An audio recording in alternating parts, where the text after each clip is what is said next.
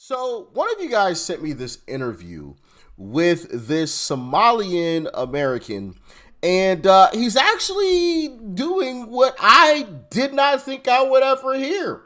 He's kind of exposing what is actually happening within the Somalian community, and it is quite an interesting listen. So, we're going to be diving into that today. Make sure you guys smack that like button, all right?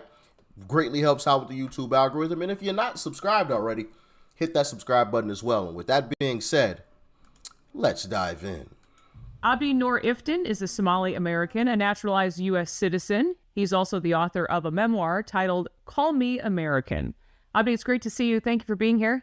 Liz, thanks for having me. It's an honor. You know, it is beyond obvious now that fraud has been plaguing Minnesota. You've been an important voice in all this. Well, there's more to be said, I know, about how elected officials and state agencies may be accountable. Many of those who have been charged and convicted are Somali. In fact, 90% of those who have been federally charged in fraud-related cases are Somali, according to court records. What has been your reaction to all of this attention, that this is happening now, and also knowing that it's been going on for so long? I have been speaking about these issues, fraud as well as corruption, for a while. I mean, I understand now it's every American is aware of it because the news is talking about it. But here's what I think. I think my community, the Somali community, really needs to be honest. And we need to talk about fraud and who's committing it, even if it's our own members. First of all, fraud is fraud. It's really bad. It hurts everybody. It especially hurts the most vulnerable. So it hurts my community as well, the Somali community, right? And it doesn't give us any advantage. If we speak up against it and really become so honest about it, then that's an advantage because our community needs to work hard. Our community, my community, Somali community, needs to have a good leader. You know, a leader that's a pretty good example that promotes the ideas of America, that does not promote hate. And I also expect the Democratic leader to come to that conclusion, to really understand that if they're defending fraud, if they're not speaking about it, it's hurting our own. Yeah, Ilhan Omar is not a great leader. That is for darn sure. Vulnerable communities. So that's what I see. But most of people are, it's just become political. But I do not think it is political. Now, Abdi, you've been censored and seriously threatened for speaking out. In fact, I know you were scheduled for a book event in Minneapolis not too long ago. What happened there? Members of my community in Minnesota, and specifically those so-called leaders, got angry and upset that they had stormed into the place of my book talk, that it eventually ended up shutting it down just because there's only one thing I did, and it was speaking up against fraud in my... You know what I find interesting about the Democrat Party? They always accuse Republicans and Trump and blah, blah, blah. You know, anybody on the right of being Nazis and Hitler and fascists and dictators, but whenever they don't get their way, what do? They harass you, they make your life miserable, they go to establishments and get you canceled, get you taken off the schedule, like they did with this Somalian right here, the Somalian brother right here. Now he's an American, but Somalian American. They got his book, part of his book tour canceled, right? When they can't silence you in that way, they try to get you kicked off social media, banned on all types of different platforms. They try to banish you into the far corners of the internet and of society. But when is the last time a Republican did anything like that? It's almost like they're the dictators. They're the ones who want to control what people are allowed to say, do, and see. But they accuse us of being what they are. It's kind of weird. Anyway, carry on. It was hard. It was difficult dealing with it, but I realized it's even harder. I mean, if you're not admitting, if you're really attacking the person who is telling you fraud is bad, stand back, work hard, right? That's basically my narrative. And if that gets me attacked and that shuts down my book talks, then, instead of getting angry, I thought I was actually doing the right thing. And I didn't shut up there. I went ahead and talked more. And up until now, I still keep talking about fraud. I'm using my platform to encourage the community to say no to fraud, to say no to the culture that promotes fraud, to say no to any political affiliation that is harsh, silent on fraud. And that's pretty much what I'm doing. And it seems like that when they couldn't do anything to me physically, my mother has been threatened in Somalia, that she ended up moving from one place to another place. And she's just nothing to do with this. It's just me, Somali American, naturalized United States citizen who. Man, a couple things I want to touch on. It's you know the things that you're saying are true when the people that you're accusing of doing X, Y, and Z, they're attacking you and not your accusations. You know what I mean?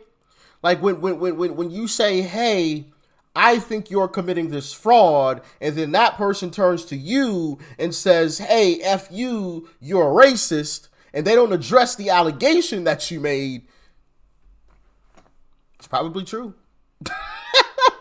Because if it wasn't, why wouldn't you just disprove the allegations? Why do I have to be some type of ist or phobe or whatever else? Why not just disprove the allegation? Maybe it's because they can't. And this also leads to what I was saying earlier.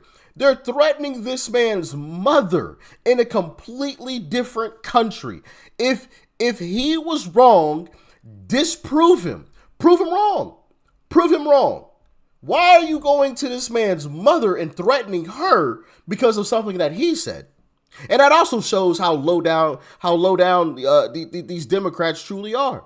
Whatever happened to moms, mothers, grandmothers being off limits, children off limits? Why are you going after this man's mom? She ain't got nothing to do with anything. She live in a completely different country. She ain't even on American soil. Why are these Democrats going after this man's mom? It's ridiculous, man. It's ridiculous, but carry on. Loves this country, by the way, who loves hot dog, who loves all kinds of flavors of American ice cream. And to me, that's just a joy. And that itself has angered some Somali Americans. And I don't know why. And I think we should really get to the point where you would let someone love America if they want to love America. If you're attacking them for that and saying, oh, you're with the conservatives, it's like, hey, wait a minute. I never said that. But we should not be put in a place, in a box, that we are anti-American, or that there are others who I consider myself as a patriotic Somali American. I'm going to fight to be here, to be American. That's pretty much my narrative. You know, we have seen some of the panic and hostility for ourselves. The police were called when Alpha News went to investigate daycare and autism centers. We received legal threats.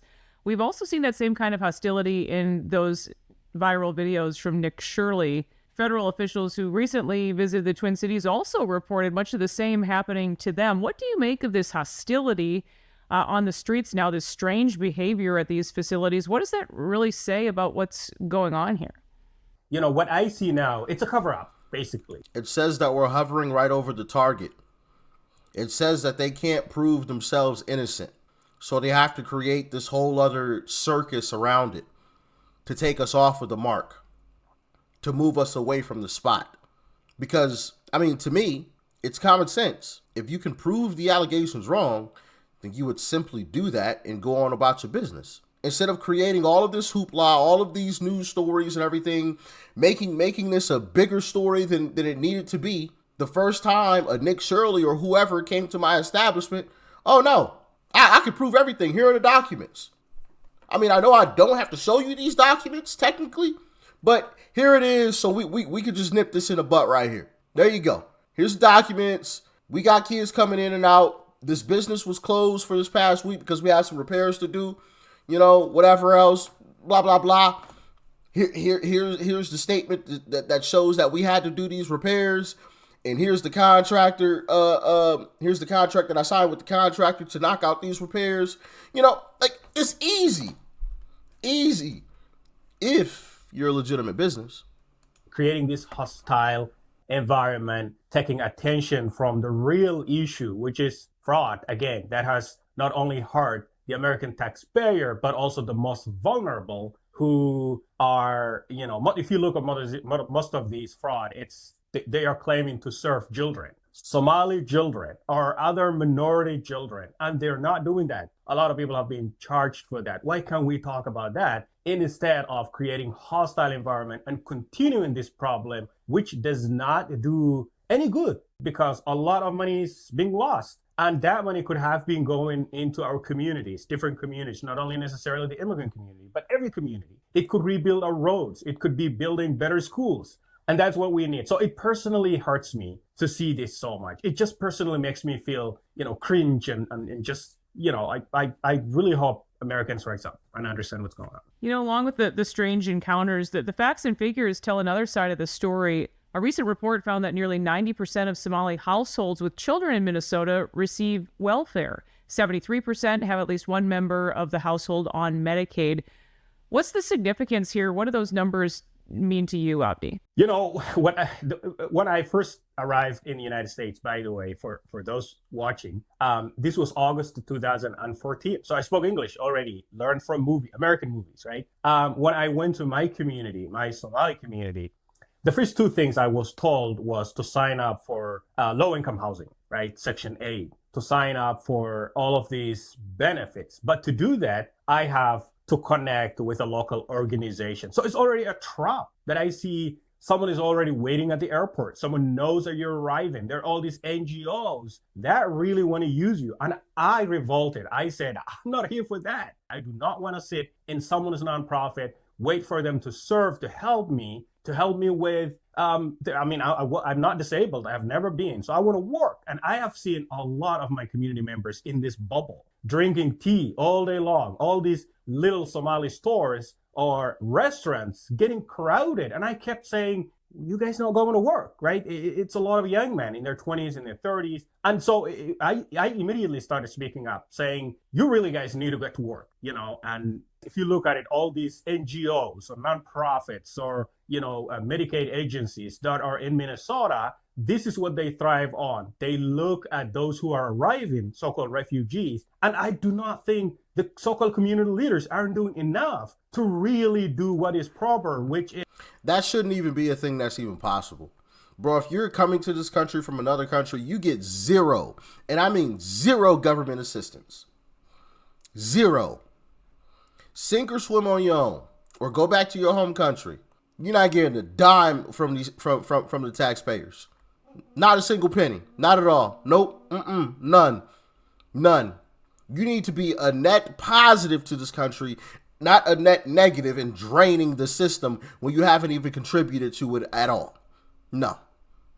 That's the way that I see it. But maybe I'm a little too harsh. I don't know. Y'all let me know in the comments. Is send the kids to school. Send the teenagers to work. Do not, and don't just hold them in this cultural thing and make them fear that assimilating into America is such a scary thing. It is not. I have really benefited a lot from blending and assimilating into American culture. I've lived here for 12 years. I have a master's degree. I went on, I worked hard, I wrote a book, and I just keep going. And I think that is what everyone could do in the United States. I could not do those. I could not write a book if I was still in Somalia. I could not get my master's degree if I was still in Somalia. And now I do. And that's what America provides if you look for it. There's another part to all of this. It's kind of hard to ignore how this isn't a coordinated nation-building effort. We had Treasury Secretary Scott Bessent recently visit Minnesota as well. He announced some drastic changes to money transfers from the U.S.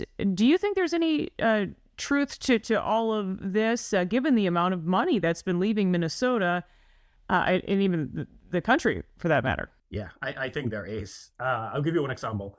If a Somali person in Minneapolis wants to send money back to Somalia, I think the maximum amount that you could send in one day is $1,000, right? What do they ask you? They ask for a driver's license and a social security number one time, right? And they put you in the data. But the person who's collecting this money back in Somalia, nobody knows who they are because Somalia doesn't have any properly issued IDs or passports or social, like people right there do not have any documents. So it could be an Al-Shabaab, who is a pretty radical group. It could be an ISIS person collecting the money over there. It could be a nice woman, mother, aunt. You never know. So that is why I'm actually kind of suspicious. If you go to a local Somali mosque in Minneapolis, and there's a few of them right now, a lot of them talk about Somali politics, the cultural, religious oppression of things like that. So it's the same views as the radical groups back in Somalia. And so those people have sent money back home. Who are they sending it to? We know where Al-Shabaab's stronghold is. It's pretty much everywhere in Somalia at the moment, right? And so nobody knows who's collecting the money, but someone knows who's sending the money. And I think if any of the federal government is watching this, I really hope that they start putting up a system thoroughly that sort of investigates who you're sending this money to, and just find a way to do that. And a lot of people probably will get busted, I guess. We want to know, before we wrap this up, where can people follow your writings and your... Bro, that is crazy. That is crazy. No proper government IDs. Money could be just getting picked up by anybody at any point in time. So yeah, some of that money is definitely, if not all of it, right?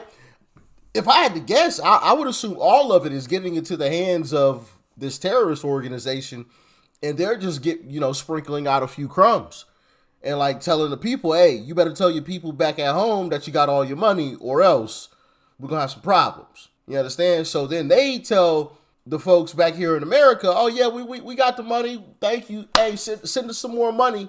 And so it's just a repeating cycle where this organization is being funded by our tax dollars, basically. It's crazy.